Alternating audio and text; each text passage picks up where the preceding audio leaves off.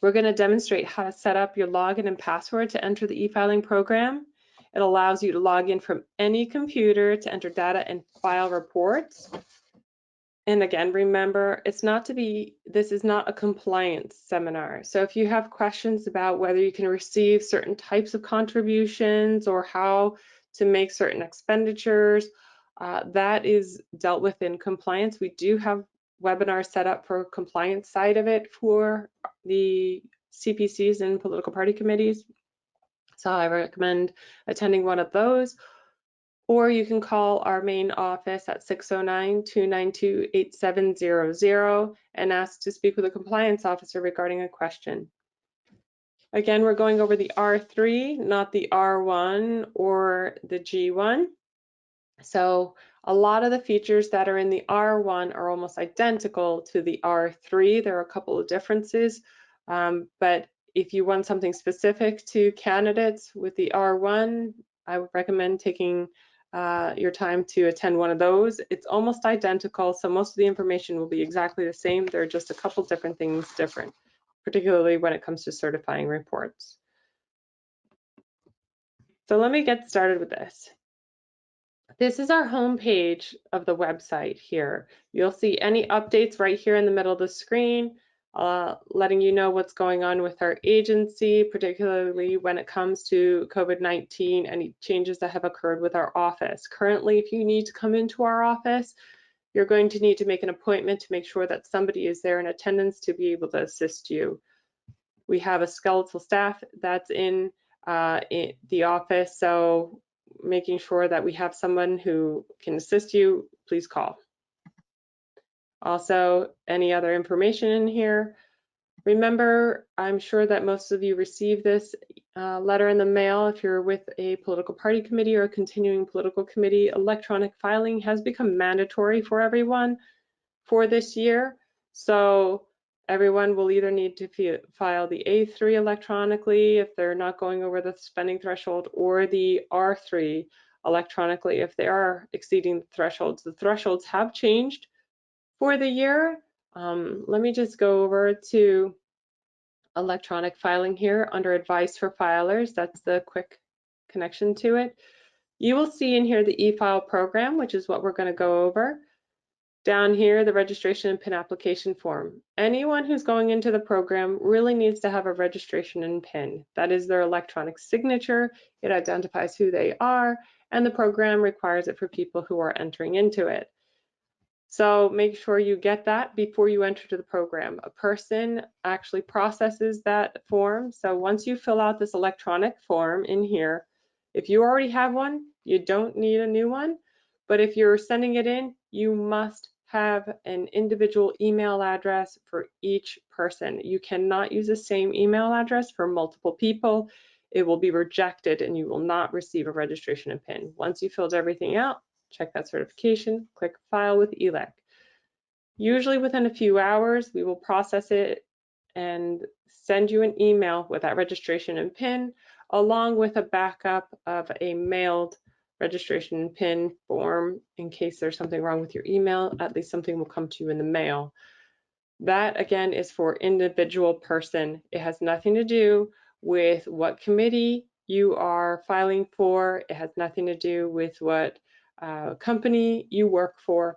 It is solely your signature, your electronic signature. So be aware of that, that if you leave where you are working and you work for a different organization, that's still going to be your name with us. The short forms for PACs, parties and PACs, they're right here. Everything that you see in here will be filed electronically. Again, filling out this, the registration and PIN, you put that in, and then your name will populate.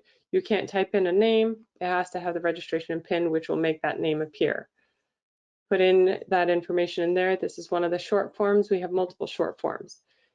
For filing the R1, or sorry, the R3, my apologies. For filing the R3, you're going to be going into this program here. I'm going to be using dummy emails. These are not moderated at all. No one is taking a look at this, so please don't try contacting us with that. Otherwise, it will just never be answered, your question. So we go in there. Let me go back one step. Getting a little ahead of myself today. Okay, so after you receive your registration and PIN number, you're going to put that in here, and then along with your user email. Create a password. There is certain criteria for it, so just be aware of that. You're going to have in there all the different parts of what is required for it. Check the I'm not a robot, click register. Once you click that register, you're going to be sent to an email. In that email, you are going to have to click to confirm, and you'll be brought back here to log into the program. That's how you'll be able to enter. The very first time when you log in, you're going to see this screen. This screen is going to ask you to pick one of these types. We're doing the R3 right now, so we'll click this one. You're going to put in the committee name and address, the city, and type. Let me do that really quick so you can see what it means.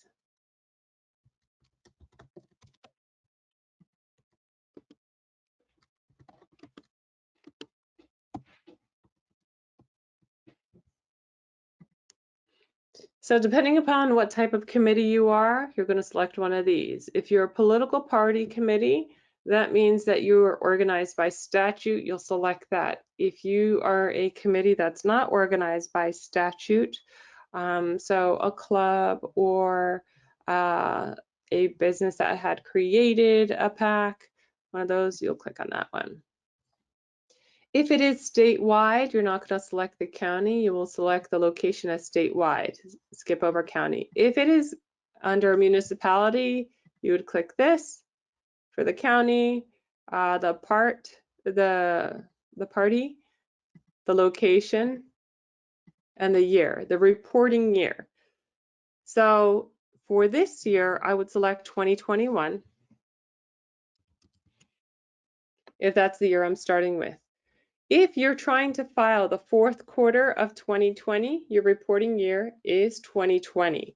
So just be aware of that when you're filling this in. That makes a big difference. What is your role? Are you the committee chair, treasurer, deputy treasurer, or assistant?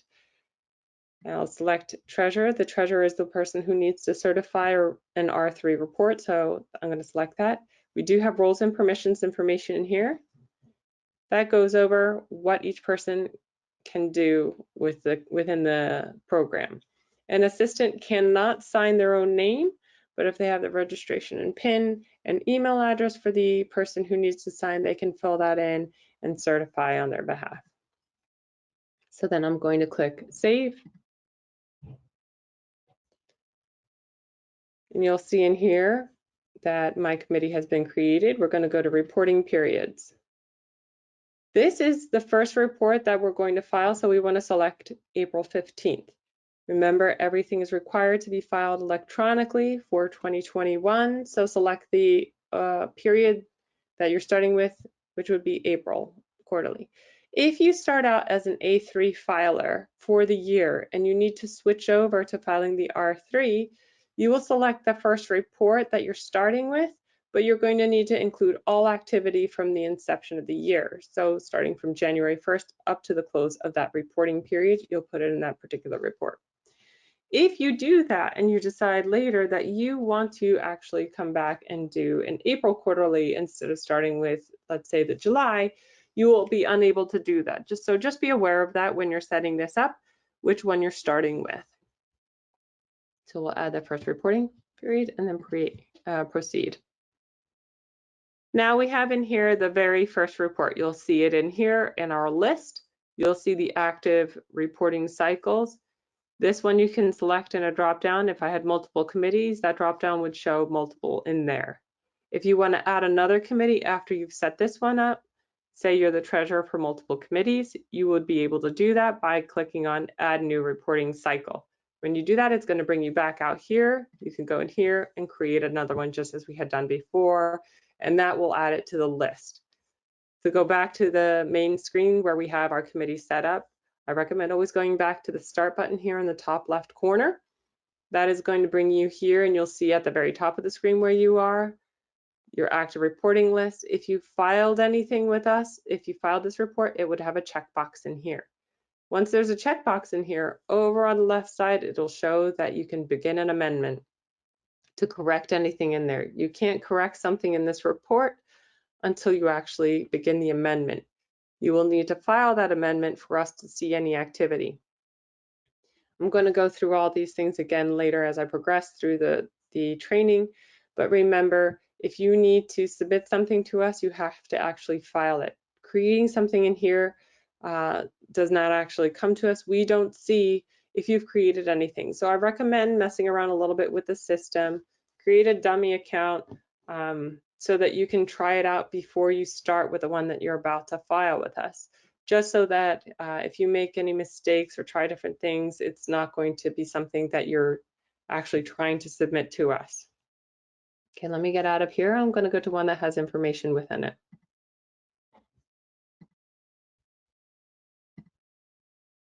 So we're going to log in with this one. Remember, this is not ever checked, this email address. If you forget your password, again, this is like every other type of web program. You can check that you forgot your email or your password, and we'll send you a prompt to correct it. So also, I said before that we have a guide, instructional videos, as well as a written guide. But the instructional videos are going to bring you back to our main screen here on our website. There's the overview, how to register and create that first reporting cycle like I had just shown you, how to add users. We're going to go over that in a moment in Midstream Filers. We're going to log in. This is a report that we've already created. We've also have a second report in there. They are not connected. So if I create this one and then I am the treasurer for another committee and I need an assistant in that one, I can add a person into this one and they will not have any access to the first one that I've created. People only have access to what you share with them. Midstream filers, as I had indicated before, the first report that you set up, say you decide to do it as a 2020 report. So you had filed paper reports for the April, July, and October quarterlies, and you are going to be filing the January quarterly late to us right now. You can put in the cumulative to date columns for the October quarterly, and if you have any loans or outstanding obligations, you can always add those in there and be able to pay them off in that fourth quarter. This also works for the first quarter of 2021. You would have to go into midstream if you have any loans that you are moving from 2020 to 2021. You would go over to add a midstream loan. By adding this in here, it is not adding to the amount that you've received in your contributions. It is only adding to the loans that you can pay off. If you want to pay a loan, you have to enter it into the program. And this is how you would enroll it from one year to the next, is by entering it in here in the midstream section. The same goes for outstanding obligations. If you had a vendor that you did not pay in full, then that vendor would need to be entered into this program. The amount that you originally had in there, I can show you that momentarily. Add a midstream loan or obligation, sorry. You would put in the vendor information, the amount that was the total for that outstanding obligation, and how much you actually paid out. If you only had the amount that was incurred but not paid, you'll put the incurred amount in here.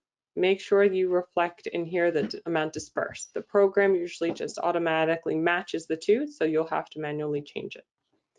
The category and description will also need to be in there. If you want to add a comment in here that you want the public to see, please write that in here. If you have a note that you want to keep just for your records, you can add that in here. That will not be shared with the public or with our agency. That is just for your personal use. After you've entered everything, click on the Save button, and that will be saved to this file. Okay. Now we go into here to users. There are two ways to add users. One is plus new user. If you use this feature in here, you're going to be putting in their email, their registration number, and their PIN number, and their role with the committee. Again, we have roles and permissions in here that you can click on to see that. We also have a note in here. The user needs to update registration PIN to enable the role update. So what that means is the person who sets up this committee needs to change the other person's role, or someone else in the committee changes the person who set it up. You cannot change your own role when you log in, unfortunately. It would, it's kind of a barrier in the program. So someone can't automatically go from assistant and switch over to treasurer. The program won't accept that. Someone else has to change their position. Over here, we have the reporting access. So if we're starting this person in the April 15th first quarter, and we created this demo in 2019, so you'll see in here that's the 2019 year. You'll put that in there, and then all periods from the start. If someone is only temporarily in the program, you only have an assistant who's going to help you out for 1 quarter, you can select which quarter you want them in for that particular year. You can always change the quarter for their start as well. But since this report was a 2019 report, that's all you're going to see in here. You don't have multiple years listed in the one cycle. Even though it's a continuing political committee that doesn't come and go usually, you will need to have a new one set up every year. It doesn't automatically roll to the future year. So once you've done that, you're going to click Save in here. They will receive an email. And in that email, it says confirm this is your information and that it's correct and you've been added to this particular cycle in the e-file program. When they can click on to confirm that, their name will be added under this report users list. If they don't ever click to confirm that, they will not be added to your report. You need to contact that person to make sure they're doing it. The other way of adding a person is to do invite new user. This is for a person who wants to be more hands-on with the report. You're going to be putting in their email, their role, and you can add more information in here, but they will receive this invitation. When they click on that, they're going to have to create their own password. Unlike with the other way, the person does not create a password. They can't just log in unless they've created a password. If you add them with a plus new user, they will need to, if they want access, come into the program and say they forgot their password, and then the system will prompt them to create a new password and they can enter into the cycle. So both ways, someone can be added into the program. If someone doesn't actually want to get into the system, that does not stop them from being obligated to know the information. If they're actually the treasurer, they are required to know that information with the R3. But this is a way for them to not actually have to enter into the program. Okay, so you would click on invite after you do this email, and they will receive that email, come back in and go back and put in their password, create the password, and be part of the system. So what we've done is set up the first quarter report. You see a lot of buttons in here and over here up at the top. There are many ways to get into the same parts of the report. The way I'm showing you is how I recommend doing it to start. As you become more familiar with the program, you can definitely use other ways to access different parts of the program, but this is just until you become more familiar. After you add the user, then you're going to add the bank account. You can't add any contributions or expenditures until you have a bank account associated with it. So let's click on that. There are different types of accounts that you can have. You can have a depository, you can have stocks, banks, CDs, money markets, property, anything that's associated with this pack. Put in the account name, account number. Once you click on save on that, it will appear in your asset list. I'm going to click on this first one. You will see in here, we've added the information. The prior campaign balance brought forward is if you had something from the previous year left over after December 31st, you have money still left in the account, which was filed in the January quarterly. The April quarterly, you'll write that in here manually for the amount starting for this year. Deposits and disbursements cannot be modified on this screen. They are pulled directly from contributions and expenditures that you have added into the system. Default bank and active. This default bank means that this is the one where when I'm entering contributions, it's automatically going to be associated with this account. If you have multiple accounts, when you're in that contribution, there's a drop-down bar I'll show you, and you can select a different one. After you've entered everything, remember to click Save. If you have another account, you can always click New. If it's just a regular depository, but you have two, you can click on that and enter in the new information. Also, if you need to get rid of this particular account, you can always deactivate it if it's no longer used, or if you added something in accidentally and saved it, you can always go back and delete it. But you're deleting the bank account from the program. Deactivate means that it's no longer active, but it was used by the program. Let's go back to the Start button. Now we're going to go over to contributions.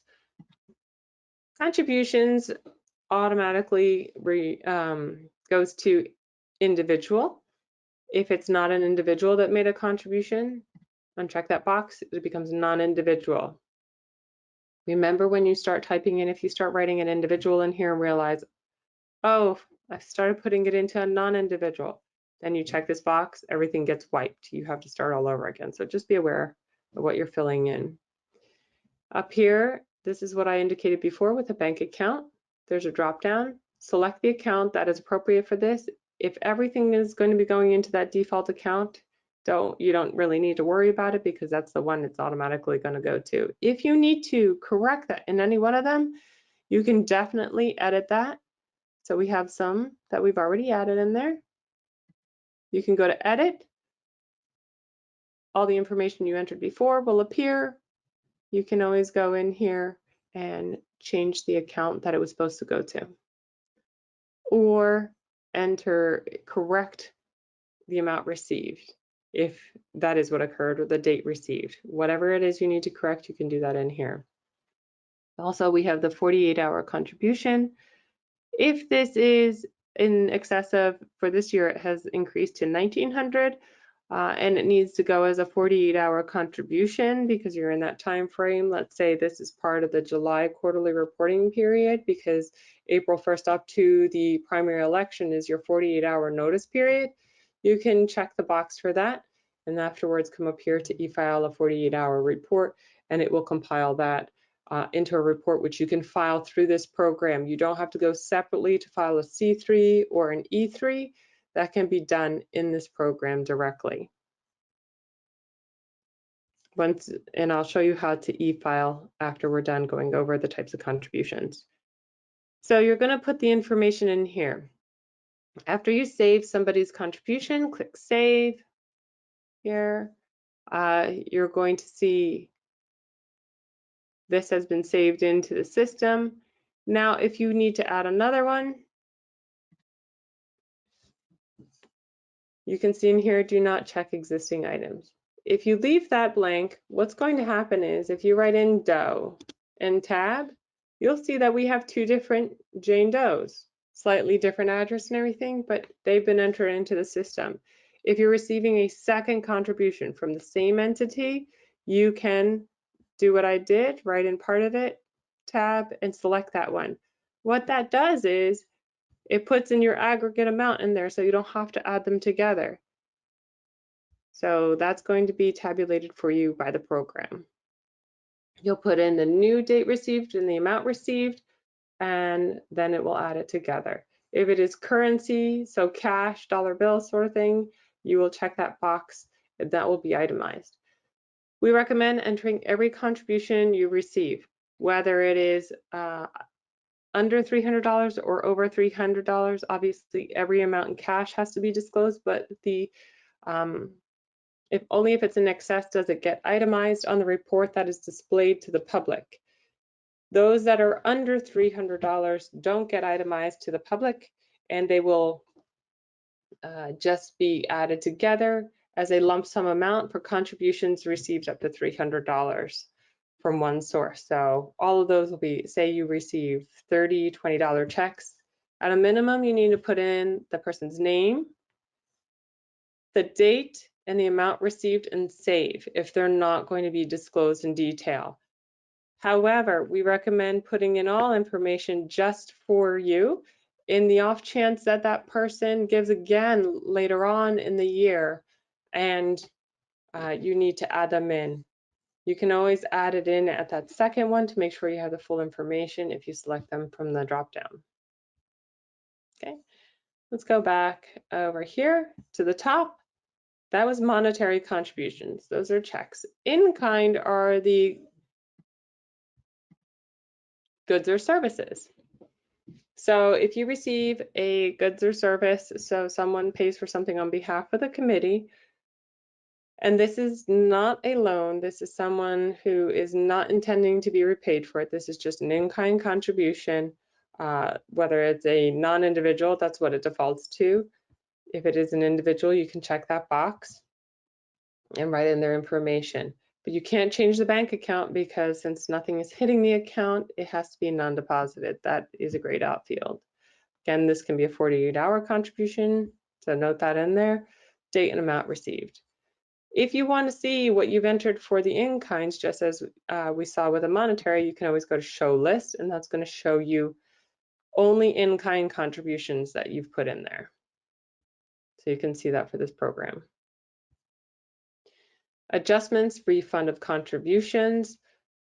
So you will enter in adjustments or refund of contributions. In this part here, you can search and select, sorry, we need to put at least 2 characters. So if we did for Jane Doe, you'll see all the ones from Jane Doe in here, and we can select the one that we are getting, having refunded. Okay, then you would select it. See all the fields are grayed out. You cannot modify this information. If you need to make a correction to something, as amending the report, not just because you're refunding something, but because you had entered in the wrong information, you do it in the actual contribution section that you had entered them.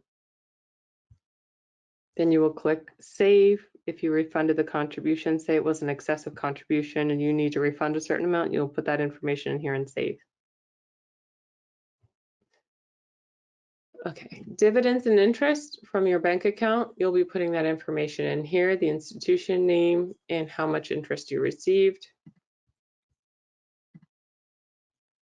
And click on Save. After you filled everything in, again, you have comments. If you need to explain anything or you feel something needs further explanation for us to see it, it has to be in this lower field. Click on Save. You can go to loans that are received. So in here, it defaults to an individual. If it's a non-individual, then you can put that information in there. Say another committee gives a, if they pay for something on your behalf, but plan to get reimbursed for that or repaid for that, you will check that it's a non-deposited loan. So if somebody pays for a sign for the committee and then you have to pay them back, you're going to be putting in here that this was what it is that you had received, it was non-deposited, and click Save.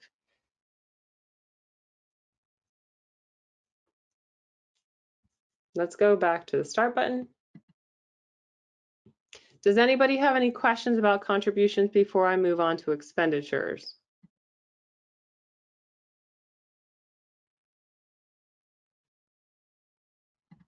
Okay, I'm going to move on to expenses, starting from this screen.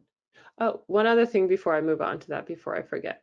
Up here, you see that there are contributions and expenditures as well. Some people already have a spreadsheet that they have created for all their contributors. And they always receive contributions from those same exact contributors. You can always do an import. There's an upload manager and the import. The upload manager here is going to be for dates and amounts, also with that person's name and address information. So you can look at that one in here. We do have a sample of what that CSV is. So the Excel will have to be converted to a CSV, needing these fields, and then you can upload it. So definitely that's something for entities that are, say, like a union pack that has a spreadsheet of everything. You can always upload it in here. So instead of having to retype every single thing, you would be able to just write in their name and then put in, enter that existed for this particular period. Also, it's just the import for header.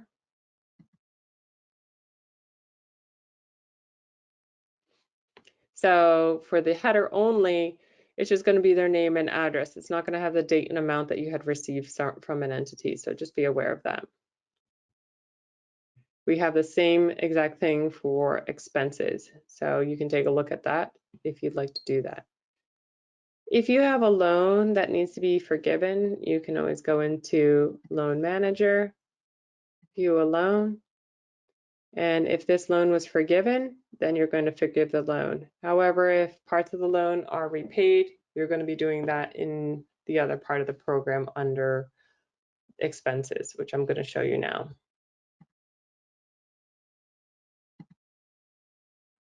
Under expenditures, you have regular expenses, loan payment, obligation payment, contributions made to others, expenses made on behalf owed to committee, and refunded disbursements, reimbursements. Expenses, writing in the expense.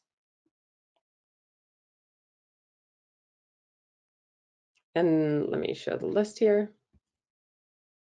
You'll see here, say this one in here. We had an expense to the credit card company. If you have an expense to a credit card company, you are going to need to show all those sub-payees. So the credit card is what you're paying off, but all those sub-payees need to be listed in there. If we use that credit card that's in the name of the committee, you will have to add a sub-payee. So say we need to add another one. You'll put in that sub-payee information, the date and the amount, and save. Once you save that, it's going to add it to that list in there. So let's say we had another expense in there to FedEx.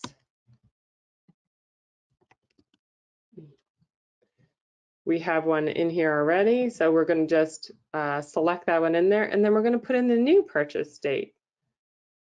Let's say in here, because this was from a 2019 report, we'll make sure that that goes in there. So you'll save with a sub-payee. It's going to pop up if you want to have another thing entered and another thing entered so that you don't have to keep going back into the main screen. If there was only one that you needed to add, you can only do the one and then cancel the next. So you'll be able to show the sub-payee list. And then the set expenditure total with sub-payees, that should update. And we'll look in here now, bring it up. And that amount was updated from what we entered as the last thing. So that last February expense to FedEx Kinko's has been added to the expenditure amount. Okay. Loan payment. As I said before, you can only pay a loan if you've entered it as a loan. So things that have been moved forward from a previous year to here, or ones that you have added in this particular period or previous periods should be entered into the program. You need to choose a loan to pay. We only have the one in here, so we can select that and we can pay down the amount for that. You would just put in the new check number and date and the amount dispersed and save it, and it will recalculate the loan. Okay, Obligation payment is the same as the loan payment. You're going to choose an obligation to pay. So for the credit card, if you enter in a whole bunch of things that you've put in there, but you didn't actually pay it all off, you can select that. If in a different quarter you're paying it, you can put in the new check number and amount dispersed in there. Contributions made to others. So if you make contribution to other candidates or committees, you'll be entering in that candidate or committee in there. If it's a candidate, you need to select their type and their election date and location. Then you will click on Save. Expense made on behalf. Expense made on behalf is, so you pay for something for another candidate, you will put that information in here and who that benefiting candidate is over here. So you didn't give the money directly to a candidate, you paid for, say, a sign on their behalf. You will put that information in here and add them in there. Owed to the committee. If you have anything that is owed to the committee by another entity, you write their information in there. If it's another candidate committee or another PAC, you'll put in that information in there and then save it. Refunded disbursements, reimbursements. This is where you're going to be entering in voided checks. Voided checks or checks that have not been cashed. That information you will put in here and save it. This is going to look as a negative expenditure, so something that's being added back in to the account. Let's go back to the start button. Make sure you're in the correct one in here, in the correct quarterly, and then we can go over to reporting and view reports. There are many ways, I said, to get into the same thing, but we're going to show you this way. View reports. After you've entered in contributions and expenditures, you can always take a look at what it's going to look like for the public. So we can view the report.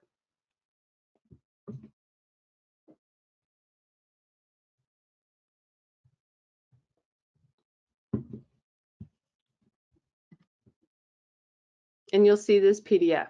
It has not been filed at this point. As you see here, preview, not filed. You need to e-file the report in order for us to receive it. Just because you have it in your file doesn't mean we'll see it. We do not have access to what you've entered into the program. The only time that we have access would be if someone called our agency and said, can you please remote in? And that would only be done by our IT section. Compliance will have no idea that they've done it. We don't know what IT assists people with in that sense. And that they would only be able to assist you to tell you or take a look to see what sort of problem you're having with the program. They cannot offer you any assistance with where any information needs to be entered into the program. They are just there in case you're having a technical problem. So there's an error in the report on your end. Okay. If you don't want to look at the entire report, you can look at different schedules of the particular report that you're in. Always take a look. Or you can view a 48-hour report. If we had selected different entries to be part of a 48-hour notice so that we could submit that separately, it would be like this. See, there's no certification yet because we haven't gone to the certify page. This is just a preview. We didn't select anything to be a part of the 48-hour notice, so that's why you don't see another page. This is just the basic party information. Okay. Now to e-file a report. You'll go to e-file. This is where it's going to show you how to file a quarterly report. The other one in here is how to file a 48-hour report. Before you click File with ELEC, you need to certify the report. Click on Certify. It's going to say, I'm certifying the information contained in this report is true, etc. Just as it says on the paper reports. Click Proceed. A timestamp will be on there. This still has not been submitted to us. We still have no idea that you have this in your file. Make sure that you click File with ELEC in order for us to receive it. It is not going to have the same timestamp when you click File with ELEC as the certification date and time. because this is a different feature of the program. Also, with this program, once you file this with us, the only way to correct anything is to amend the report and then refile it with us to make a correction. Making a correction does not automatically submit it to us. Before I click File with ELEC, does anybody have any questions?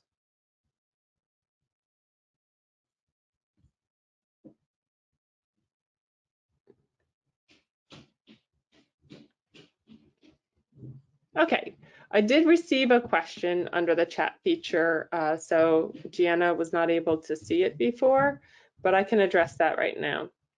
I received a question that said, do you have to fill in the different parts of the program, so contributions or expenditures, if you have nothing to report in there? Do you need to enter 0 and save it? No. You only need to enter in the fields, sorry, the different types of contributions or expenditures if you've received something for them. So be aware of that. Also, one thing before I go on and file, I want to show you something under here, under contributions. The same goes for expenditures. You can do a search. So click on search. If you want to see every single type of contribution you've entered into this particular quarter, you can click here and enter everything, either select the type or everything. When you click on search, it's going to bring back every type of loan, monetary in-kind, anything that you've entered that's considered part of the contributions. Does that answer your question? You can also break it down by, say, if you only wanted to have currency, then you can click search. We only had one currency contribution. If you only wanted to look at non-deposited and currency, click on search. We didn't have anything that was not considered, or that was considered non-deposited. One other feature in here, though, that I want to point out, when you go to e-file a report, see the timestamp in there? That doesn't get erased unless you change something in the program. So if you certify the report and then you go into contributions and review it, and after you reviewed it, you see that, oh, I put the wrong date for that. And you go in and change the date and save it. Your certification date and time will disappear. You need to recertify that. I can show you how that works.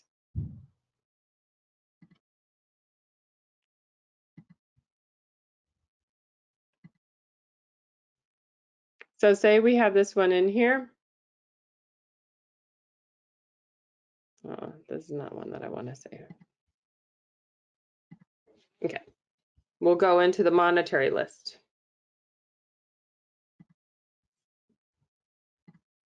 So say I changed something, or I just reviewed it, and then after I reviewed it, I was like, oh, let me just save it just to make sure. Go back into the e-file, to e-file report, and you'll see that the timestamp has disappeared. You're going to need to check certify again. If you're the assistant and you're asking the treasurer to certify, or you certify on their behalf, if anything changes, you're going to have to redo that as well. If you finish the report and you send an email to another person in there, say you're the assistant and you send in a message to the treasurer saying, I've completed the report, can you please take a look at it?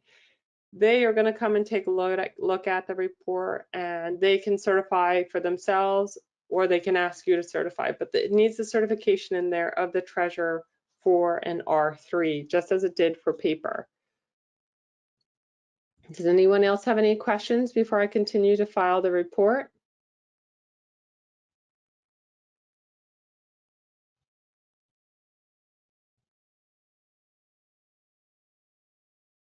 Okay, I'm just going to file the report.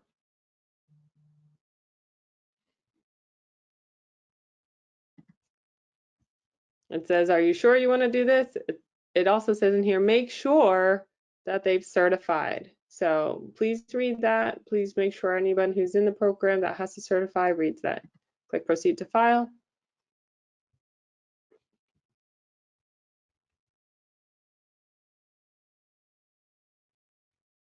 Okay, this is your certification page or your confirmation page. You can save this, you can download this, or what you can also do is you go back to the main screen and the PDF of what you have sent to us is right here. You can open it up. Now it has the date stamped. It's now in black, in red before when it wasn't filed, in black when it has been filed. You'll see what you had written in for your opening balance, all the information that's contained in the report, contributions, expenditures, everything.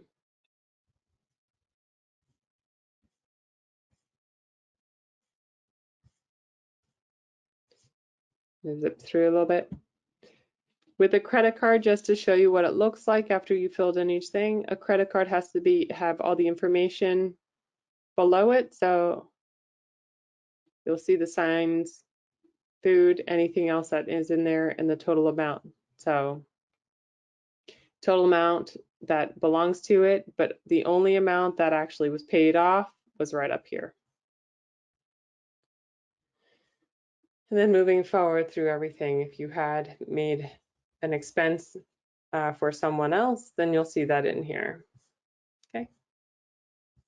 And then at the very end, you'll see the certification. You'll see your name appear and the date stamp. It's not going to have a time, it's just the date stamp. Remember, everything has to be filed by 5 p.m. on the filing date. That has not changed. Even though it's done electronically, 5 p.m. is the cutoff time. After 5 p.m., it goes to the next business day. If you need to fix what you've done in there, you're going to click on Begin Amendment. It will create a new file. To look in here, if you go to Contributions, it says it's in View mode. If you want to actually be able to correct anything, you need to go back and start an amendment. So remember, all these fields will be grayed out. Okay. That concludes this webinar. If you have any questions, feel free to ask them. If not, thank you for attending today and enjoy this snowy weather. We will be on for a few more minutes. Type something into the questions drop down and we can answer them.